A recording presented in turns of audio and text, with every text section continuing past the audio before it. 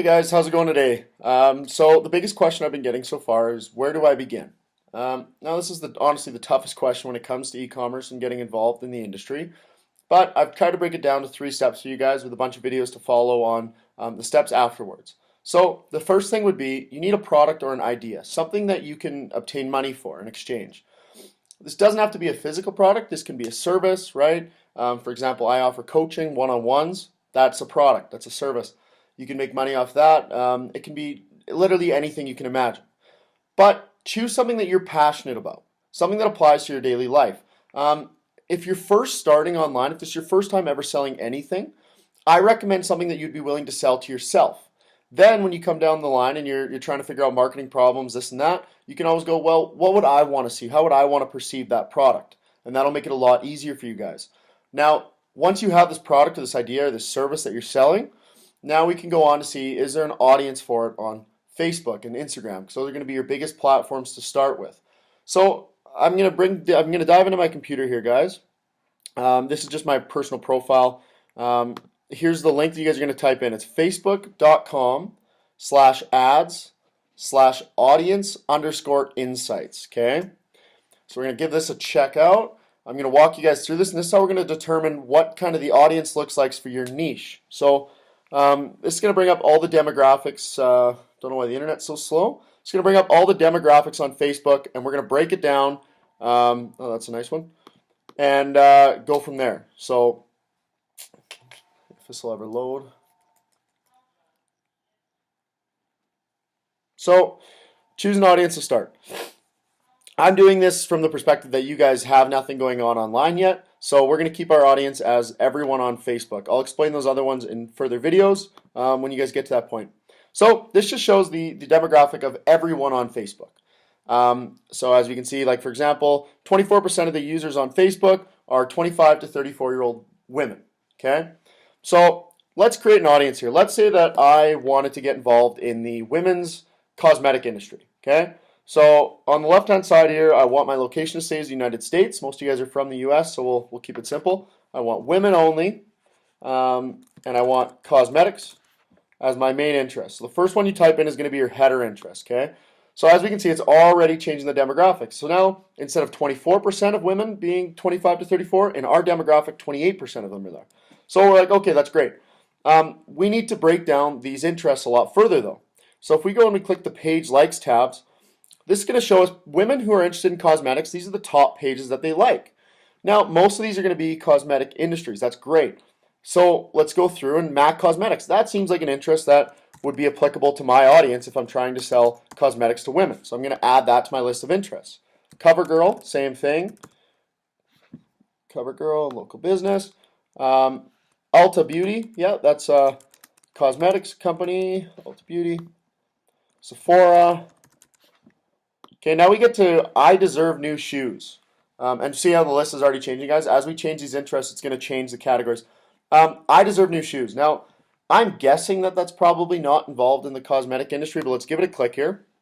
It'll open up a new tab, and it'll take us right to their Facebook page. So let's see. Yep, sure enough, this has nothing to do with cosmetics. My target market probably doesn't need new shoes necessarily, but that's an interesting thing to note later on when we're creating ads. Maybe create an ad just for people who are looking for new shoes or this and that, and you might find a unique audience. But that's way, way down the line. So we would go through this entire list, guys, and we would pick out every cosmetics company. We'd break it down. We wouldn't click see all. We'd stay within the top 10. That's all that matters. So your list on this side is going to get pretty big. It's going to get to 20 or 30 interests, all related with that cosmetic niche. Just for the purpose of this video, I'm going to keep this short so you guys can see. So now we got to make some decisions based off this. So when we go back to the demographic, let's just take a look here. Same thing. Demographic hasn't shifted much. Still 28% in that 25 to 34-year-old range, so on and so forth. So we're getting a good demographic breakdown. So we can see, okay, if I'm going into this market, what age category am I going to want to tackle with my number 1 priority, and then my number 2 priority, and then we're going to want to look. Activity is a big one. So this is where we decide if an audience is good for us to advertise to. So the gray boxes are the average users on Facebook, and the blue box is our demographic. So the average person on Facebook likes 2 pages in their lifetime. Our group likes 3. Now that's not really high because we want engaging customers, right? So if we go to the comment section, the average user on Facebook comments 8 times. Our users comment 25 times. That's in the last 30 days. I love seeing that because as an advertiser, I go, wow, this is a really engaging audience. That's going to make it very easy to advertise to, right? They like 37 posts opposed to 11, and they share posts. This one's very, very important, guys, because if I'm advertising, the more people that share my posts, that's the more people that see my advertisements for free. So after looking at this, if I were to enter the women's cosmetic, as of right now, I would go, yeah, they seem very engaging. There's clearly a big market. If you look, there's 50 to 60 million monthly users in the US alone that are interested in female cosmetics. That's great. But then we need to go back to page likes and really analyze this and go, a lot of those names on this list are big, big companies like Sephora, Ulta Beauty, MAC Cosmetics, CoverGirl. That's tough to compete with them on a financial aspect, right? They're going to have huge marketing budgets. They're mastering this. So we need to really consider, guys, if I want to delve into that 25 to 34-year-old age range, for example, what's kind of going on in their lifetimes that I could pick a unique niche? So I'm obviously not very, very involved in women's cosmetics, guys, but if I were to say I want to take a unique niche stance on this so that I don't have much competition and I can own my niche, I would take the perspective of maybe vegan cosmetics. As far as I know, I haven't heard much about them. I know they exist, but I don't think they're saturated yet. So I would maybe add the interest vegan, and I'd play around with this. Vegan nutrition, right? Veganism. Let's add these interests. Let's see if it changes our demographics and all. Not really. Page likes. That's good. So we don't want these to change when we're taking a unique stance. Because that means that our demographic still is in line with the rest, but we can come in at a niche perspective. So that's perfect. That's what we'd want to see. So I'd want you guys to break this down further, okay? Get 20, 30, 40 interests on the side, then analyze, check out your guys' monthly user base. That's great. See the activity. That's how you guys can decide if it's an active audience or not. If it's not active, I would recommend staying away from it, especially if it's your first time in the industry, right? That's just going to make it incredibly tough for you guys to compete. You guys are new marketers for the most part. You need to take a niche stance. You need to own that niche, and then you can expand and become something bigger than you thought you'd be. Now, the next step is, as stupid as this is going to say, and I'm sure you guys have heard this lots, is just go for it, right? There's a million good ideas out there, but until you execute, they mean nothing. How I started, we ordered $12,000 worth of products straight to my house. 3 C pallets. So they were about 8 feet tall, a little bigger than the standard pallet.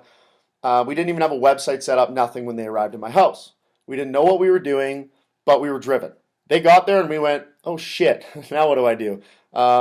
Parents were yelling at me at the time, and they were pissed off, didn't have the garage. And I was like, shit, 19-year-old kid, I really screwed up. But I'm going to figure this out. We got passionate. We delved down. We followed the next steps I'm going to post in the future videos, guys. We made a Facebook community, got all that done. We just grinded until we figured it out and made it work. If you're passionate, you'll be able to make this work. It's too many people who sit there with ideas and don't do anything with them, or are constantly making a new business plan to pitch to someone else to get their opinion. No, just do something. Once you do it, you guys will realize what works and what doesn't. Failures will only make you better. I have failed tons. I absolutely have, and I'll be the first one to share my failures with you because I think that's important for you guys to see that people who still have done it have a ton of failures along the way, but they learn from them, and that's what makes them better. Okay? So just go for it. Take that product. Check out my next videos. I'll show you guys how to source products, create a website, create a Facebook community, and we'll go from there. Thanks for listening, guys. I hope that sparks some inspiration. Let me know your thoughts. Direct message me. Tag your friends. Share the video. Thanks, guys. Bye.